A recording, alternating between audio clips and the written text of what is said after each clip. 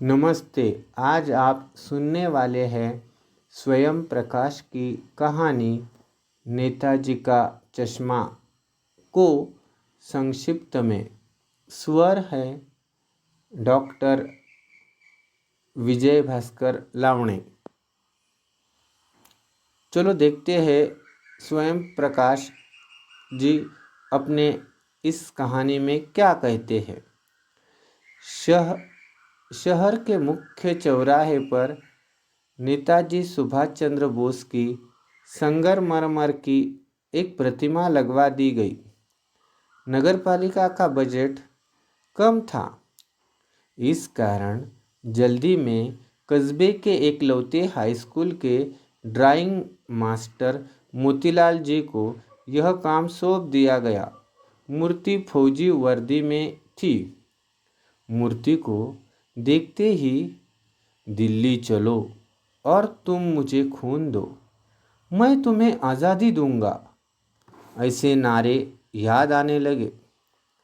हालदार साहब जीप से जाते समय उस संगमरमर की मूर्ति पर चश्मा देखते तो नहीं होता, पर एक दिन अचानक हलदार ने देखा मूर्ति पर सचमुच का एक चौड़ा काला कलर का चश्मा किसी ने चढ़ाया था।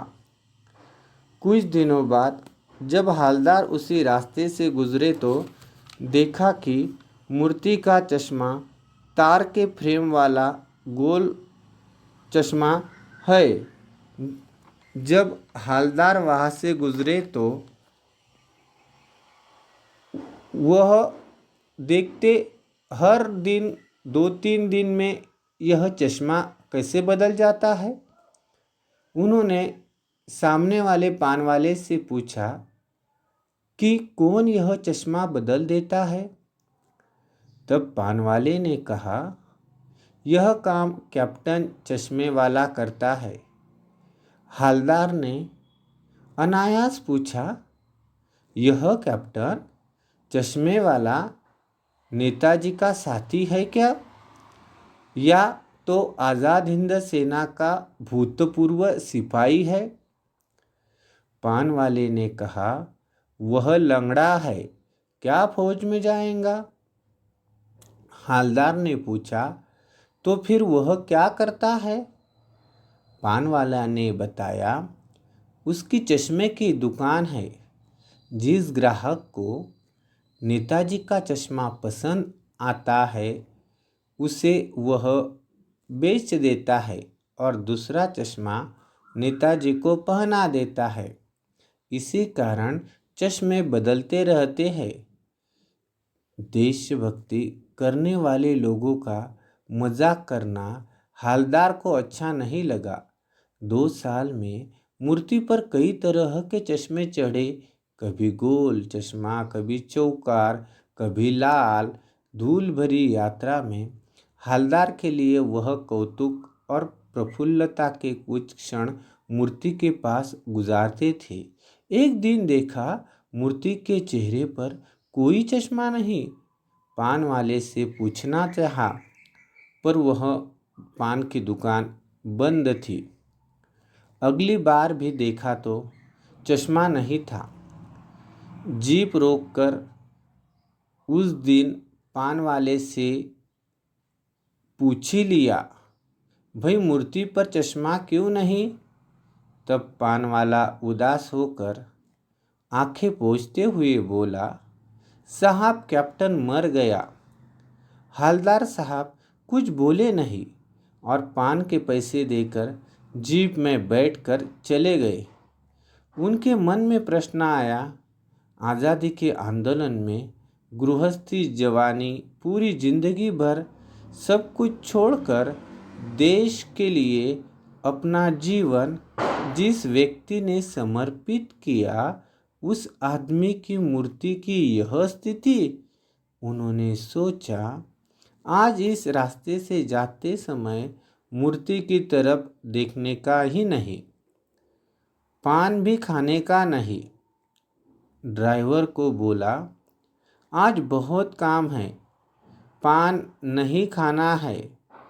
पर गाड़ी चौराहे पर आते ही आदत से मजबूर आंखें मूर्ति की तरफ उठ गई। हवलदार साहब चीखे, गाड़ी रोको। हवलदार गाड़ी से उतरे और तेज कदमों से मूर्ति की तरफ लपके। उसके ठीक सामने जाकर अटेंशन में खड़े हो गए। मूर्ति की आंखों पर सरकंडे से बना छोटा सा चश्मा रखा हुआ था, जिसे बच्चे बना लेते हैं। हवलदार साहब भावुक हुए। इतनी सी बात पर उनकी आंखें भर आई। निष्कर्ष रूप में हम कह सकते हैं कि इस कहानी में स्वयं प्रकाश ने दिखाया है कि देश के महान नेता के प्रति आदर सम्मान की भावना हर एक के मन में होनी चाहिए। एक लंगड़ा आदमी नेताजी को चश्मा चढ़ा देता है, भले ही वह बदल क्यों ना दे, पर वह कार्य मन से करता है। जब तक कैप्टन जीवित था तो उसने चश्मा लगाया, पर जब वह मर जाता है और कुछ दिन बाद बच्चों ने बनाया सरकंडे का चश्मा मूर्ति पर देखकर हवलदार की आंखें नम हो गई। देशभक्ति का संबंध मन की भावना से होता है। देशभक्ति प्रकट करने के लिए न फौजी होना जरूरी है, न ही शरीर से बलशाली। इस देश का कोई भी नागरिक, बच्चा, नवयुवक, बूढ़ा देश प्रेमी हो सकता है। यदि कोई मनुष्य अपने महापुरुषों के सम्मान के लिए एक छोटा सा त्याग करता है तो वह भी देशभक्त ही होता है। अभी आप सुन रहे थे नेताजी का चश्मा कहानी को। स्वर था डॉक्टर लावणे विजय भास्कर।